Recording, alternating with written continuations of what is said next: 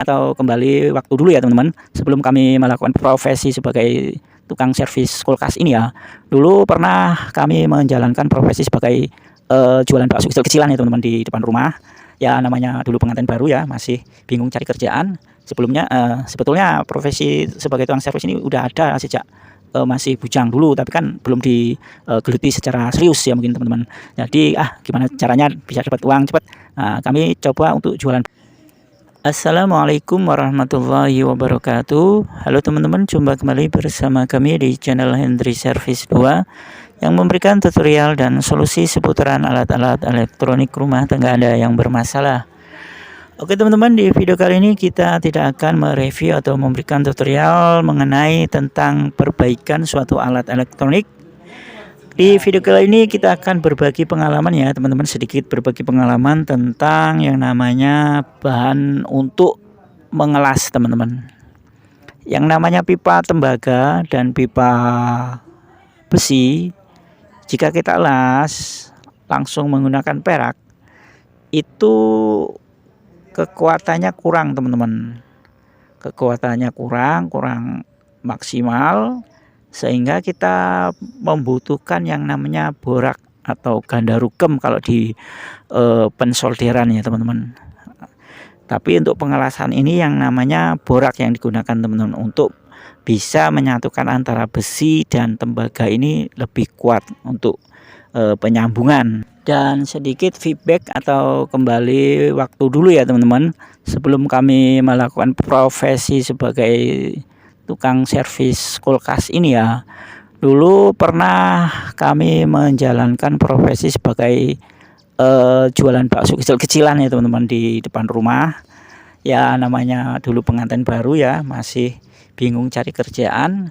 Sebelumnya sebetulnya profesi sebagai tukang servis ini udah ada sejak masih bujang dulu, tapi kan belum digeluti secara serius ya mungkin teman-teman. Jadi gimana caranya bisa dapat uang cepat. Nah, kami coba untuk jualan bakso teman-teman.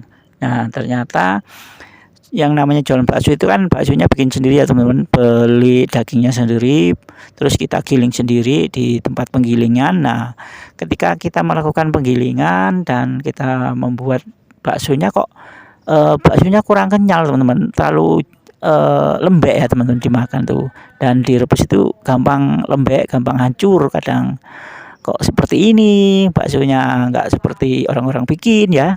Nah setelah itu kami coba cari informasi di tempat-tempat bahan-bahan kue ya, terus kami mendapatkan seperti ini, bubuk putih seperti deterjen. Nah belinya kiloan teman, kami beli 1 kilo, ternyata bahannya masih sampai sekarang ini teman. Ternyata barangnya masih. Nah ini sekarang bahannya sekarang untuk ngelas teman-teman. Ternyata dulu kami beli ternyata belum tahu ya yang namanya dulu belum pengalamannya masih minim. Ternyata ini borak ini untuk campuran bakso teman-teman. Ya nggak semua untuk pedagang semua bakso menggunakan ini, enggak sih, mungkin pedagang-pedagang yang nakal ya yang sudah tahu tapi tetap saja menggunakan ini. Tapi dulu kami nggak tahu sama sekali ini bahan, tahunya ya bahan pengeras atau pengenyal aja doang, nggak tahu ilegal ini ternyata. Nah setelah kami berhenti sebagai jualan bakso dan bahannya kan ini masih ya, belinya banyak 1 kilo kan. Nah setelah kami melakukan profesi perbaikan kulkas, nah kami membutuhkan bahan ini ternyata teman-teman.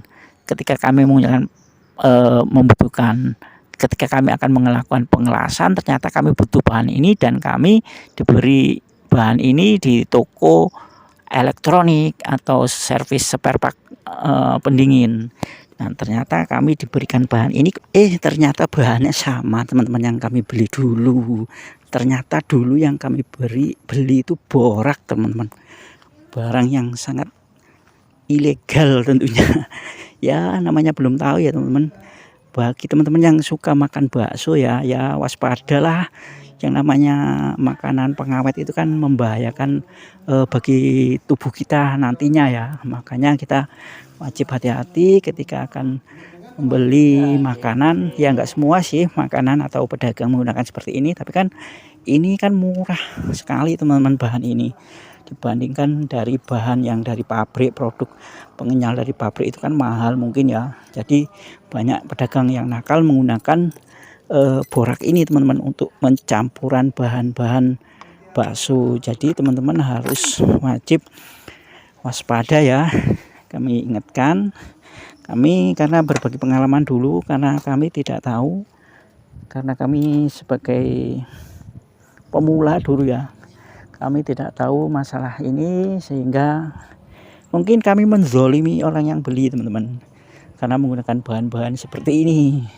Ya mudah-mudahan teman-teman terhindar dari semua itu, dan kami juga, dan mudah-mudahan semoga Allah mengampuni atas segala khilafan kami ya teman-teman. Kami doa dan mudah-mudahan Allah mengampuni khilafan atas khilafan kami ya. Jika teman-teman